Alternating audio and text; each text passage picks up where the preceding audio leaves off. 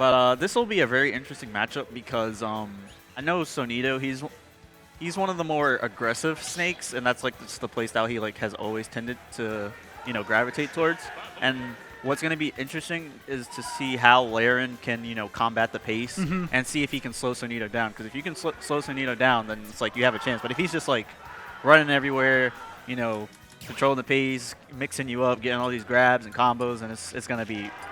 It's just going to feel really, really hard. And I think one of the more interesting things that we can talk about while we're here is we'll be able to tell what Larin is expecting within the first like 10 or 15 seconds. Because if Larin's just like, oh, like I see a Sonic, I don't know too much about Sonido, I figure, I have a little bit of experience in this matchup, maybe a lot, you never know.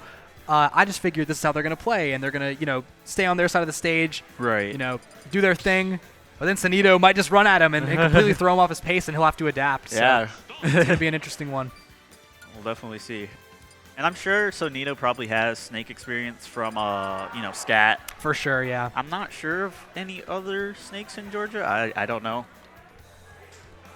Not that I know of personally, but I mean, there's bound to be a Snake player. There are Snake players everywhere. And I feel like Snake is one of those matchups that if you're traveling to different regions and stuff, I feel like that's a matchup you have to know. Definitely, yeah. Especially because, we talked about earlier how Snake might have one of the best matchup spreads in the game, and it really is just because while so many of his matchups are even, it's because, like, those matchups can feel very losing if you don't know how to play the game against Snake. Oh, yeah, for sure. But once you sort of get it down, manage to deal with some of the more, like, frustrating elements of his design, it actually becomes very fun, like, to play against Snake. Like, Snake is one of my favorite characters to play Snake against. definitely makes you use your noggin a lot. There's a lot of self-expression with that character too. So many different ways to play him. So just as Sonic here, and as you said, we're already seeing these quick combos coming out from Sonido, just all up in Larin's face right now. But striking back is Larin here with that up air into the dash attack. Larin is feeling himself right now, going for that forward air. Hey, it would have netted a big reward had he landed it. And Larin really still holding on to the momentum here. A couple hits from Sonido there, but it doesn't feel like. Oh my god! and Larin's popping off. I think Larin might have wanted that. That's a fine trade. That is really interesting. Wow. Like I have to wonder if that was premeditated. You just get the reset. If that was premeditated, he's a freak for that. Honestly, he probably would have preferred to survive that, but it's take what you can get. Maybe it's more that he was happy that it actually did kill both of them. Yeah. Because he was at a little bit of a higher percent than Sonido there, if I'm not mistaken. But Sonic, pretty light. Oh, that homing attack covers so much distance. Yeah, Sonido going for the classic, the turnaround homing attack into the back air. I love seeing like Sonics do that, like when he gets like the confirms. That's like my favorite thing, seeing Sonics do. Yes, it's like the. Pardon me for saying this. It's like the one thing where it's like Sonic does it, and I'm like, oh, that's cool. That's something that would be in the game. Dude, Because I don't know. it. Sometimes, yeah, his design does feel a little bit disjunct from the source material, but seeing that always puts a smile on my face. It's so cool. All right, here we go. Larin had an unfortunate SD. All right. I believe that was supposed to be a reverse nade, but didn't really get punished for it, so we're chilling. This is pretty even so far. I have to say, like, the Homelanders are definitely showing up right now, like Mississippi, Tennessee, Alabama. We got all these guys coming in from Georgia, Florida, Kentucky, Ohio. Oh, he goes high. And we're seeing most of them fare pretty well against the Invaders. Oh, man. That was scary. That's a good thing about Sonic Spring is that, like, you can just cover, like, a huge, like, characters feel like they're like, oh, I'm so safe because I can go high. And then Sonic's like, hey, I'm here. Eat this back here. Yeah, and speaking of that, just Larin really, or rather, Sonido turning up the pace here on this last stock of Larin's. Finding the back airs, finding these strings. Sonido definitely knows how to keep the pressure on. This pressure is just insane, too. That lingering back air, wow. Yep. This is so active. Nice tech. Good stage tech, and I'm surprised he was able to. Not untechable. That whiff punish, yeah. So it's like it started out fine, and then it's just like you have a deficit against Sonic. So then it's like you have to run at him as Snake. Yeah. So because it's like Sonic isn't just gonna like throw himself and like get hit by nades and stuff. He's gonna use that speed, try to find an opening, see what he can do.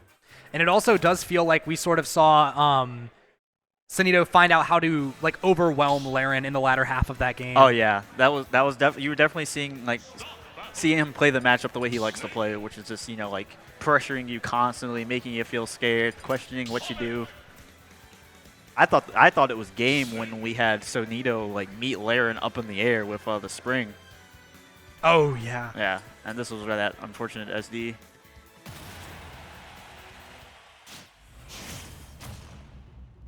so we're getting into game 2. No character switches, of course. Still on PS2.